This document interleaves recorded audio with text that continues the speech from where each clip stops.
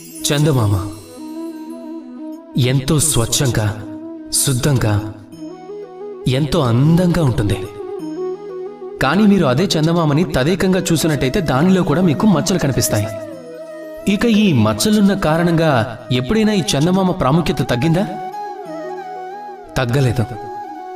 దానికి కారణం చందమామ యొక్క నిరంతర ప్రయత్నం. ఒకసారి ఆకాశంలోకి చూడండి. ఆ అంధకారం అనుక్షణం ప్రయత్నం చేస్తుంది చందమామని అధిగమించడానికి. ఈ చందమామ అనుక్షణం అంధకారంతో పోరాడుతూ ఉంటుంది. అమావాస్య రోజు ప్రారంభమైన చందమామ యొక్క యాత్ర పౌర్ణమి రోజున ముగుస్తుంది.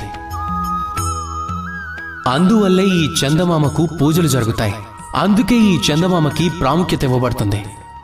అదేవిధంగా మీలో ఏదైనా తప్పుంటే గనుక, అంటే ఏదైనా చెడుంటే ఎటువంటి సమస్య లేదు.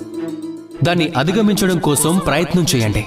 అంతేగాని మిమ్మల్ని మీరు అస్సలు నిరుత్సాహపరచుకోకండి.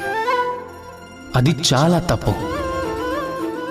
మన తప్పులను, మన పొరపాట్లను, మనలోని చెడును తొలగించి ఒక్కసారి ఈ ప్రపంచంలో మంచి కోసం కదలండి.